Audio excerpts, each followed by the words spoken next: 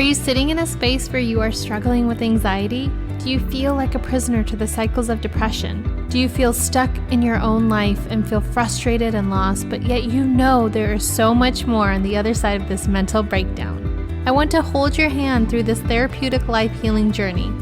I will help you navigate emotional healing, spiritual growth, and taking massive action so you can align your mind, body, and spirit to completely transforming your life. You are worthy of the life of your dreams, of stepping into your power and experiencing your breakdown as your breakthrough. Hey, I'm Addie. I'm your therapist, your coach, your mentor. Join me as we heal your life together. Hello, everybody. I'm so excited to introduce my dear friend to you all, Addie LK. Addie is a writer, a musician, a psychotherapist. They are non-binary and they pronouns are they, them. The topic that we're discussing today is the journey of self and identity. It's one topic that I think is a bridge for all of us to connect through, no matter where you come from, what your lived experiences are, or where you are in the world and the journey that you're on with your own self and identity. Without further ado, I'd love to introduce to you Addie. Hi, Addie. Addie, I would love if you can introduce yourself, your services, your work with listeners. Sure. Yeah, so I'm a psychotherapist in private practice. I've been fully in private practice for, I guess, about 2 years now. Before the pandemic, had offices in Berkeley and in Oakland, and now I'm online and I serve diverse clients. And yeah, and I think today, I just want to, in my little disclaimer is just that to say that I'm only going to be speaking for myself. By no means am I an expert on trans and non-binary issues. And that's something that as I've come into my non-binary identity, it's interesting how people kind of come to you. It's like almost like an expert, and it's been really important for me to continue to kind of shirk that away, just so that I can speak for myself. And in doing that, I think that we find something universal or something connecting, and so that's what I wanted to say as well. I love that, Addie, because you and I go way back, and I think we just connected on our journey of self-discovery, in all the different chapters. It's been years now that we've known each other, and the way our lives have just taken different routes and shifts and shapes, but we always kind of come back to that connection of being open to just whatever life path opens up for us and going in that direction and following our heart ultimately and our happiness and removing, regardless, we're both psychotherapists, right? But taking labels away and taking boxes and categories away and just saying, hey, here's who I am. I'm not an expert. I'm an expert on my own life, my own journey. And I think what we're talking about here today is really empowering everyone to just understand that there's so much power in you coming in and saying, I'm an expert on my own life. And I think by default, if we do have a particular lived experience that resonates for other people, it's so quickly, and coming from like a psychotherapist background, mental health background, we can be looked at as someone who has an expertise or if we identify with a specific gender, or we identify with a specific label, we're looked at as potentially, professionals or experts in that area. But really, it's so important to say, you know what, I may know some things more than maybe somebody else, sure. However, at the end of the day, like I can't speak for this entire group of people. I can only speak on my own experiences, and what an empowering stance that is to say, I know a lot about me, and that's enough. Yeah, totally.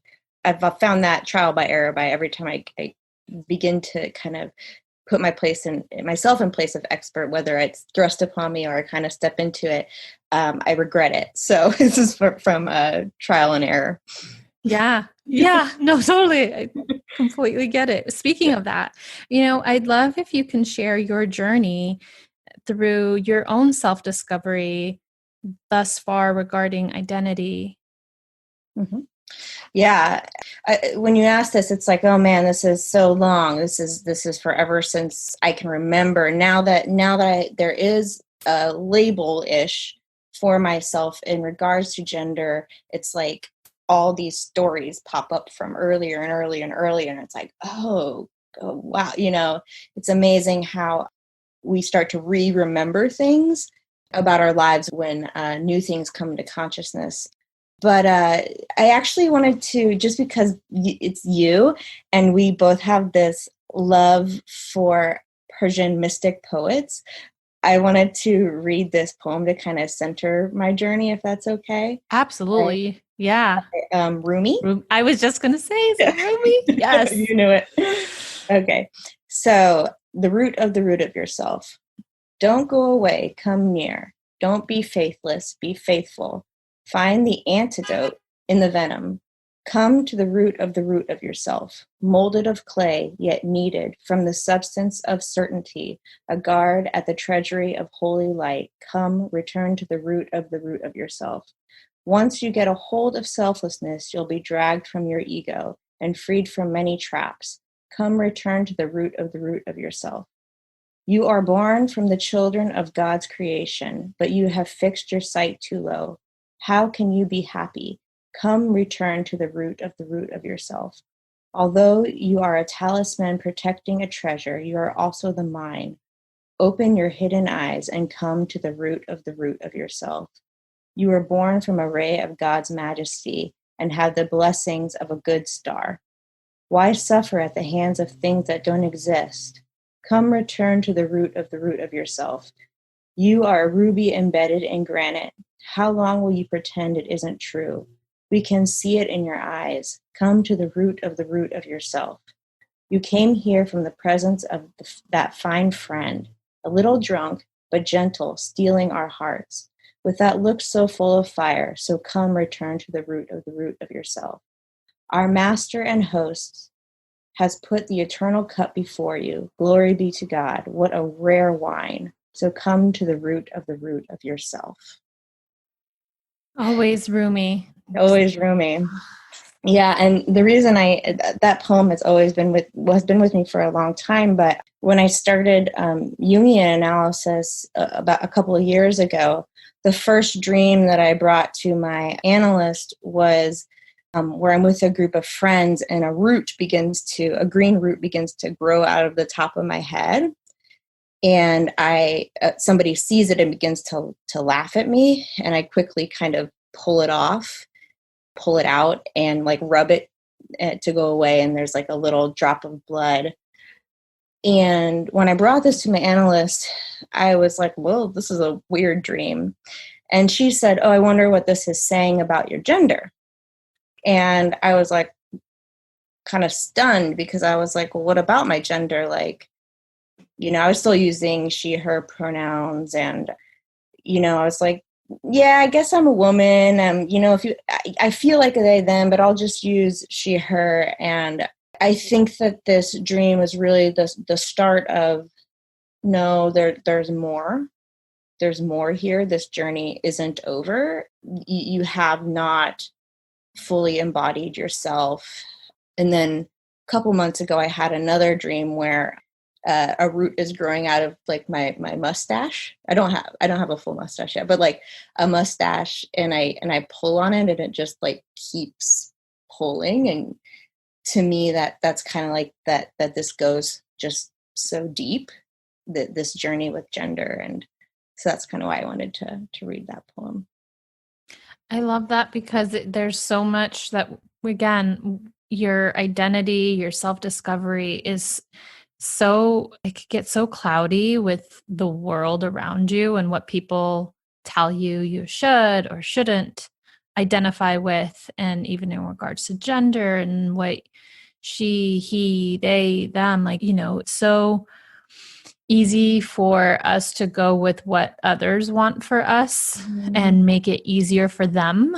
And ultimately at the expense of our own Right. We were just happiness. talking about that. Ex- exactly where we need to, land and kind of get to the root of the self. Mm-hmm. Mm-hmm. Yeah, and for all of us, I think that gender is a big component of that, like, because it has every bit to do with our embodiment in the world, and to be fully alive, like, and not kind of stuck in the spiritual realm, as great as that is, but to make our spirituality lived, we need to be embodied. And I really struggle with being embodied. I have really struggled with being embodied, and I've realized that, at least in part, is because I haven't known where I fit in terms of this between male and female, outside of male and female. Because, when we see somebody, in our culture at least, we go, what's their race, what's their gender? But those are kind of the two of the things that we really kind of do first, to kind of categorize people, and then that influences how we are related to, in some degree. And so I feel that also through the process of being a psychotherapist, because you're this person in a room where they don't know much about you, and so things get projected onto you, like, that's part of it. And that's been a real process of, like, where do I fit in terms of in this binary world. In one example, like working at Seneca, because I always felt that kids actually saw it clearly. I worked with this little guy who he was like looking at me, he's like, so are you a boy or girl? Or he's my brother says maybe you're like half a boy, half a girl. Like, maybe the left side is a boy and Kids are so innocently just yeah. adorable. Yeah. Their Yeah. way of like trying to relate to you. Totally. And I was so glad that there are no adults around, because the adults who have been even more indoctrinated into the binary would always interrupt that, as if the kid had done something wrong, which then would immediately evoke shame in me. Yeah. So yeah, that kind of answers your question. I know I'm kind of a circular talker, so hopefully there's something to follow there. So how did you, Addie, I mean, for some people who might be listening are not sure what embodied or non-binary even means, can you share just a general understanding of that? And then we'll kind of go into a little bit more of how your journey unfolded. Mm-hmm. Embodied. What does embodied mean? I think it's like, for me, it's like, how am I fully alive on the earth and fully present? Like, one foot in front of the other, like, I'm here. Like, that's kind of what it means to me. I'm on the earth doing something with my time while I'm here. I'm not just kind of floated off into outer space, or if I am floated off into the clouds, as I really do a lot, I need to bring it back down to earth and do something with it, make something with it. Non-binary is really, really specific, I think, to the individual, especially. There's a great graphic that shows kind of that non-binary can be somewhere along the gender continuum of male and female, or it can be just totally outside of it. I've worked with people where it's more like what it is for me, which really feels like a type of androgyny. There's some tension that I'm trying to walk that feels authentic to me, that is this androgyny between male and female. And then for others, it's like, I really just don't even do that. I'm just not on that continuum. And so it's this really cool thing, because it means something different to every non-binary person. And so that's good for clinicians to know too, is to really have no assumptions. But I actually think that should be true for people of any gender. because what being a woman means for you could be different Mm. than for another, and certainly, and also for men as well. So, yeah. Yeah, that's really great perspective to just kind of, again, remove judgment, remove biases, Mm-hmm. and understanding one another and getting to know one another's story. So Mm-hmm. through the journey of self-discovery and really coming to claim pronouns they them and getting to know yourself on a deeper level, the root of the root of the root for you, what were some challenges that you faced? What were some ways that you really work through those challenges? Because I think there's many people who can identify in some parts of your story, and we are all mirrors for one another in many ways. And so I think hearing how you've faced some challenges and work through them to get to this point of like claiming like this is who I am, and I'm removing the need to make the other person comfortable at the Mm-hmm. sacrifice of myself Mm-hmm. happiness. And Mm-hmm. I think that's so deep and it's so hard. Mm-hmm. Totally. Yeah. I was thinking back as a kid, like this book that I was obsessed with was like, Are You My Mother? And I'm like, why was I obsessed with this? Like, I had a mother. My mother never didn't abandon me. Like, but I think what it was, and it's about this little like chick that goes around and like asks all these different like animals that are not him, like if they're his mother. He asks like a crane, like a construction crane, "Are you my mother?" And it's like heartbreaking because it's like he's lost in the world. But I think that what that was speaking to in me is that what you just said, like I was just desperately seeking a mirror. And I actually wrote a whole piece about cutting my hair. My hair was cut short when I was about 8, and staring in the mirror and like doing my hair how I wanted it, like short. And my mom walked by, and I said, "Hey, Mom, this is what I'd look like if I was a boy." And she said, "Oh, yeah," and kind of paused, and you could kind of just feel this like anxiety. And she was like, "Okay, now put your hair back like a girl's."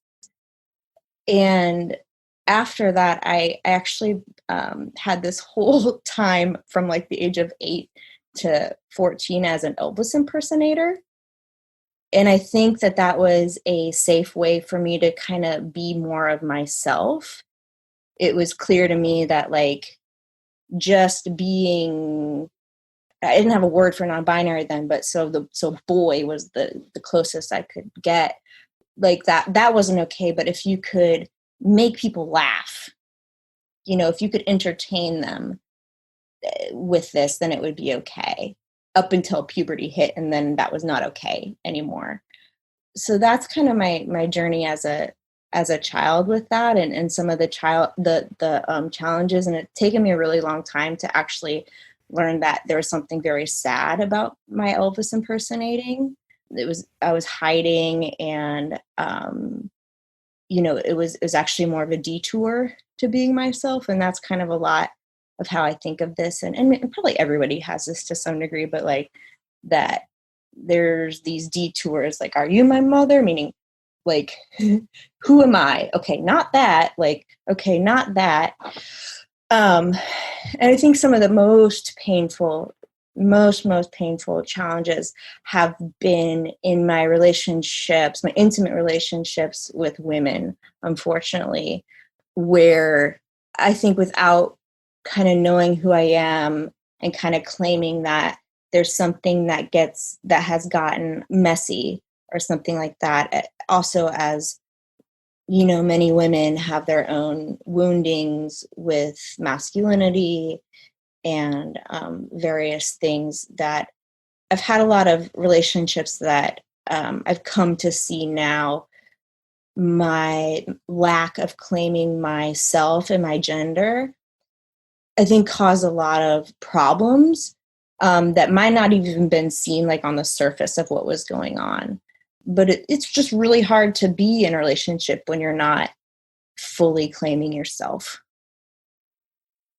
I think what you said, Addie, about just that book, I think children's books just in hands down in general do a beautiful job of just explaining life in just simple, relatable ways. So children's books really should be for all adults, along with children, because that's so true. When you look at it, right, you're already from your early on, you're taking on the permission to explore your identity through the expectations of your parents or your caregivers or whoever, was raising you, and, almost awaiting validation and acceptance.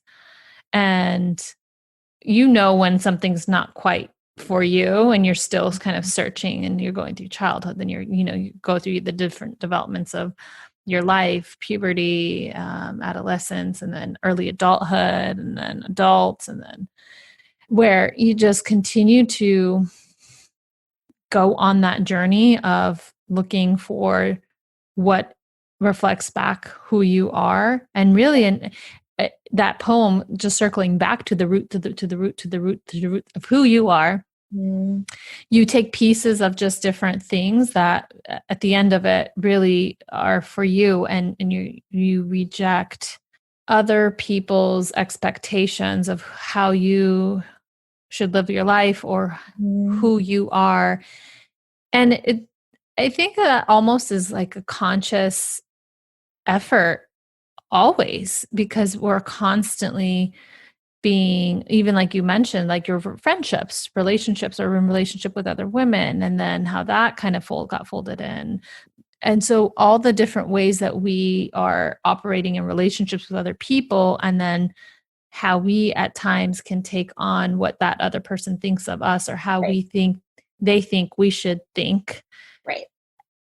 Right. And ultimately to just say, I claim this as my joy, and you let the rest go. I think it's a conscious decision to continue to think about what you're unlearning. Right, because without that, we become objects to each other. I've been learning, and I think that's without sort of, and we do as children, like that's where we are as children. Like my child doesn't know me as like a separate, like a human who has my own thoughts and feelings. Like I'm an object to her. And then we hope that she grows up to a place of claiming herself. And that's the process of growing up.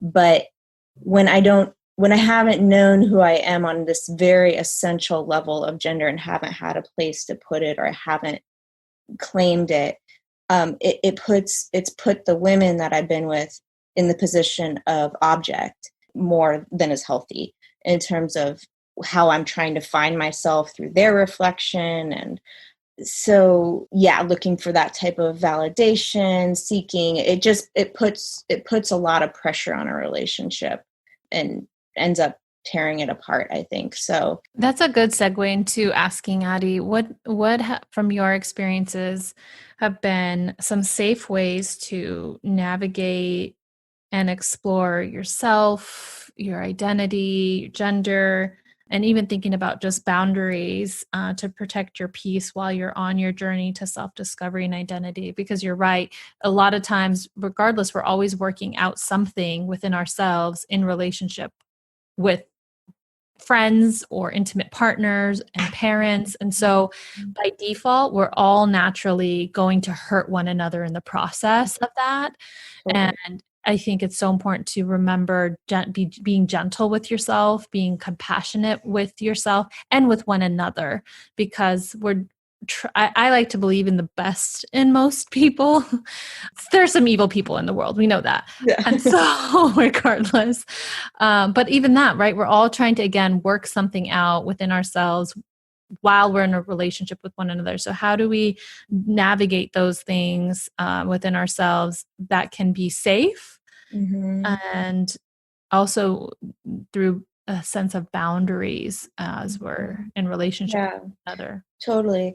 I mean, I think, like I said, that I think I've also in that process very much allowed myself to become too much of an object. So in intimate relationships with women, it might be like, how do I need to be to affirm the femininity that they're trying to own, how they want to be seen in the world, or something like that, which, if it doesn't feel like me, then that's a concession of myself. So yeah, that really speaks to that. And this happens in relationships, and it happens in all gendered relationships, like as we try to find ourselves and seek ourselves.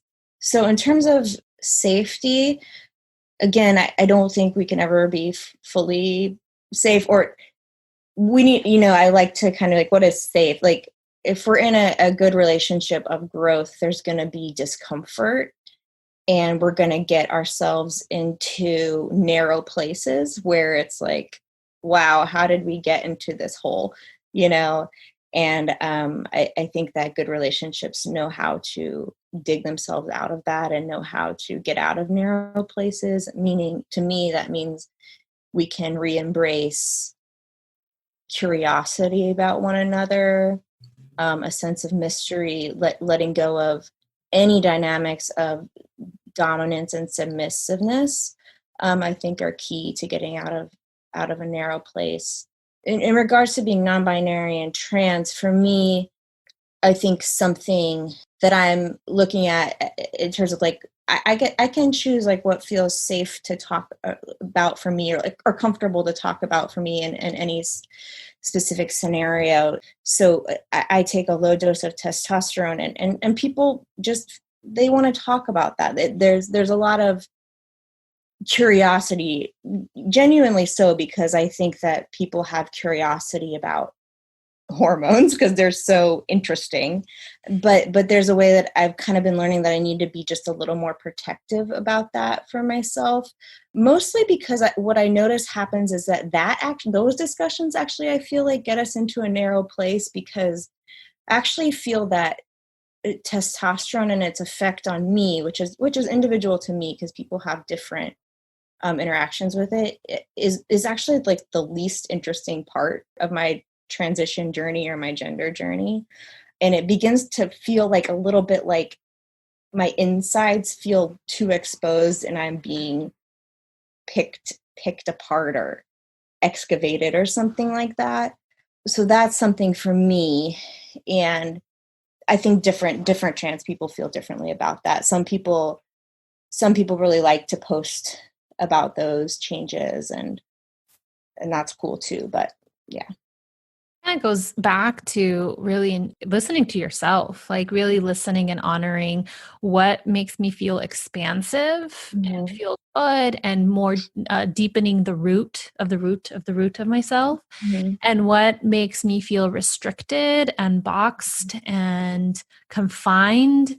And listening, because you're really paying attention to conversations and who you're talking to, and you might feel more expansive with one person than someone else.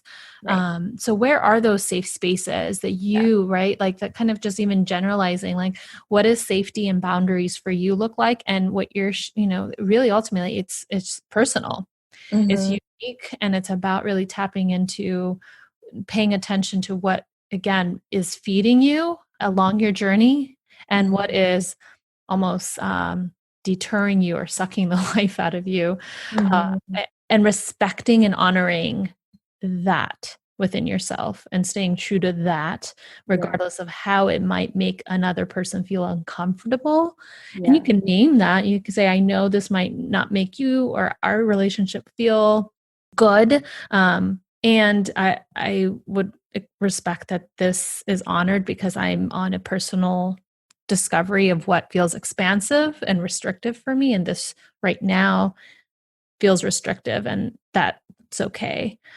And you might want to say that to some people because of whatever the nature of your relationship. You might be closer and you want to share just a little bit of that, and so they can understand. And for some people, you don't even have to say anything. You don't have to explain nothing. It's just, nope, we're just not even going there. No. And releasing the guilt from having to, I think, overshare or explain, and Yeah. go in depth when you're not either ready to or you're not wanting to. Right. Yeah, I think it's I'm still fine tuning this actually. I feel comfortable with other non-binary or trans people talking about most of the time talking about pretty much anything as it regards in regards to my transition, particularly anything medical would be the only people I really feel comfortable talking to, and my wife, because she's intimate with me and my body. So those are the only people that I truly feel comfortable talking about that with. And I think sometimes I found myself in these positions where maybe you can tell that somebody's not they haven't been around a lot of people, or even queer people, and there's just like this, you're an other. A lot of people know what it's like to be an other in some way, and there's this kind of it's like your unknown land to be discovered or something. And I've found myself that sometimes what I do is I'll be like, okay, I'll just overshare because then it'll be over with. Let me just get this over with, this extraction over with. But actually how on some level, it's actually like an act of violence that I'm doing to myself. And it almost feels a little bit, because it's about my gender and my sexuality, it's like, it just feels like a little sexually violent. And so I'm really trying to learn how to have boundaries with that and to say, I don't feel comfortable talking about that, or can we talk about something else, or something to that degree. But that's what I'm trying to learn language around, is boundaries for when and what I do and don't want to talk about. But it's hard, and I don't always get it right. And that's okay, right? I love that you shared that, because, there's ways that we will overshare and then we actually will feel the effects of that afterwards. And that is also something to pay attention to on your journey, to just really, again, another way to understand yourself and what feels okay for you and what doesn't feel okay for you. Mm-hmm. And really honoring that, and then making a note of that and saying, okay, that is not how I want to consciously move forward in a conversation with either this person or in general with anyone again. Mm-hmm. And honoring and not betraying yourself in that process. And if it's always kind of constantly an unlearning and a learning and unlearning and a learning. It's a journey. And Addie, are you online? Can people find you somewhere? And if they feel resonated and connected to your stories, there's somewhere where your Sure. services or your work is available through either your music, your writing, or other ways. Totally. I can send you the links after if there's any way to post them. But Yep. I'm at Addie LK psychotherapy.com as a therapist. And then I have a little blog that's called Addie's Writings at wordpress.com.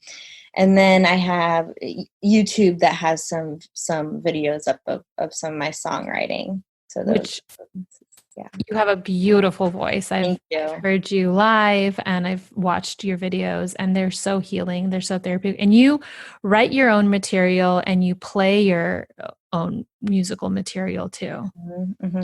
Yeah, and I'd say that's been a place where, when I look back to, like, it's a place where I get out of a narrow place, is with my music. Like I've gotten to some place that's too rigid, too shut down, and then either a dream or music will kind of rise up to like the parting of the Red Sea or something. I Yeah. love your analogies. Yeah. I'm going to keep that in mind, the narrow place, and not getting stuck in the narrow place. Yeah. We can all identify with what that can feel like within, and expanding out of it.